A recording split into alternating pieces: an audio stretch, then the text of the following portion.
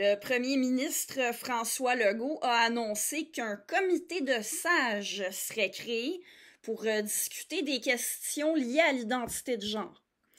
Et ça suscite des craintes chez ceux qui s'opposent à l'idéologie du genre et chez les partisans de l'idéologie du genre. Vous savez, ceux qui se présentent eux-mêmes comme les défenseurs ou les alliés des droits des LGBTQ+, qui ne comprennent pas qu'on peut tout à fait appuyer les droits fondamentaux de tous les humains, y compris les homosexuels, bisexuels et trans, sans pour autant endosser une idéologie selon laquelle le sexe serait assigné, selon laquelle on aurait une identité immatérielle, flottante, qui aurait priorité sur la réalité biologique, empirique. Alors bref, il y a des craintes des deux côtés. Chez les opposants à cette idéologie-là, on craint que ce comité de sages se compose uniquement de militants pour l'idéologie du genre. Vous savez, des gens comme Annie Poulain-Sans-Façon, qui est souvent présentée comme une experte des questions liées au genre dans les médias ces temps-ci. On l'a vu plusieurs fois à la télévision, entendu à la radio. Le débat qu'elle a eu avec Jean-François Lisée à l'émission de Patrice Roy a beaucoup fait jaser.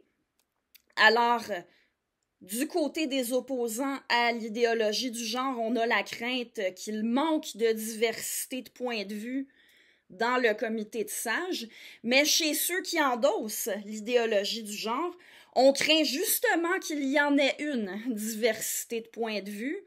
On voudrait que ce comité-là se compose uniquement de gens qui travaillent avec les trans. Autrement dit, on voudrait qu'il y ait seulement des gens comme Annie Poulain-Sans-Façon sur le comité. Et l'argument qui est donné vaut la peine d'être examiné. L'argument de ceux qui promeuvent l'idéologie du genre, ou du moins qui l'endossent, c'est que les questions doivent être tranchées par ceux qui sont experts pour le faire. Et ici, selon eux, ce seraient ceux qui travaillent avec des personnes trans qui sont les experts. Alors évidemment, on ne peut pas raisonnablement s'opposer à l'idée de demander l'opinion d'experts, de gens qui savent de quoi ils parlent, plutôt que celle de n'importe qui. Mais justement, qui est expert pour les questions qui sont en jeu ici?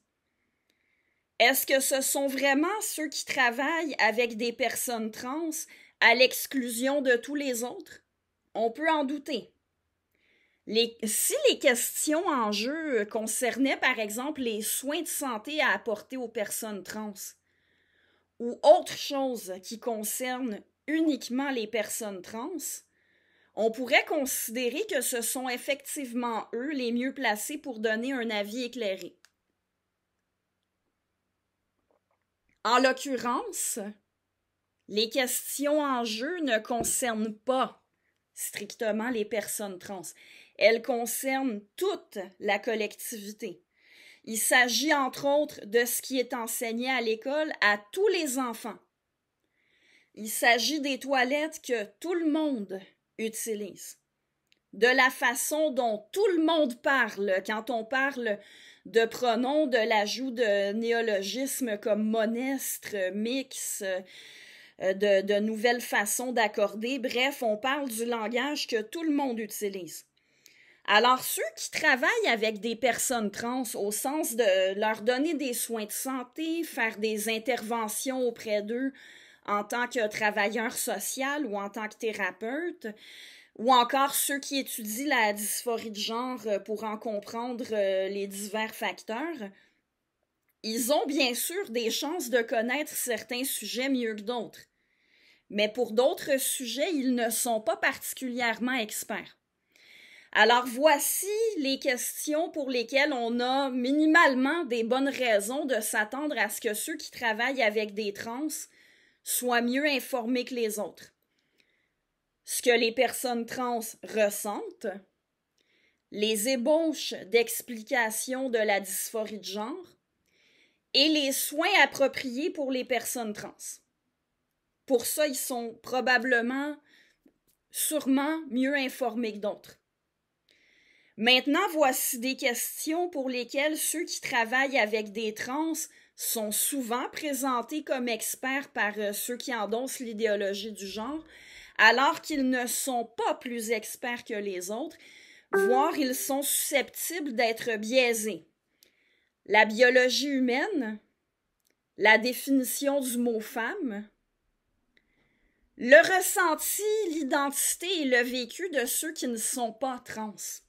Vous savez, ceux qui se font étiqueter comme cisgenres sans qu'on leur demande leur avis, ils ne sont pas experts ni impartiaux non plus quand il vient le temps, quand on se pose des questions sur les règles à établir pour équilibrer les droits des personnes trans avec ceux des autres. Parce qu'en effet, il n'y a pas seulement les trans qui ont des droits. Quand vient le temps, par exemple, d'équilibrer leurs droits avec ceux des femmes, il faut aussi entendre ce que les femmes ont à dire et ce que ceux qui connaissent les situations particulières des femmes ont à dire. La même chose quand on cherche à équilibrer les droits des personnes trans avec les droits des parents relativement à leurs enfants. C'est ce conflit-là qui était au cœur des manifestations de mercredi dernier. Quand vient le temps d'équilibrer les droits des trans avec le droit de tout un chacun à la liberté de conscience et d'expression. Quant à savoir si on peut obliger quelqu'un, par exemple, à parler en ayant pour référence l'identité de genre plutôt que le sexe.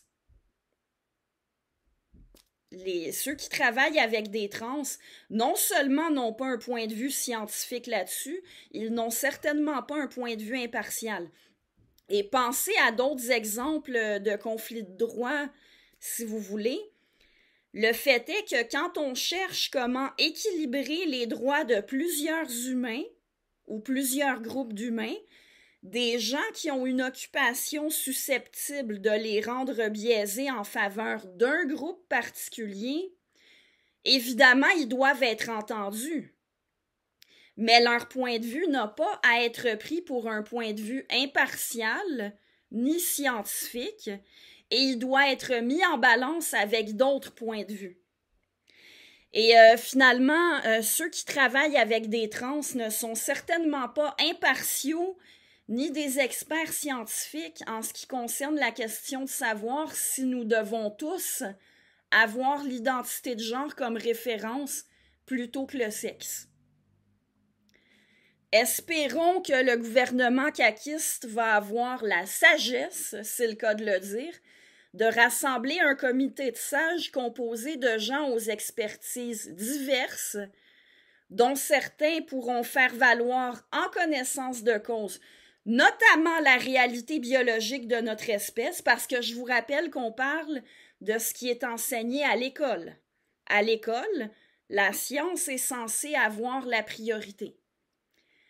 Espérons aussi que certains sages vont faire valoir les droits et les soucis des parents, des filles et des femmes, de tous les humains pour qui certains droits sont en jeu ici et doivent être équilibrés avec les droits des autres.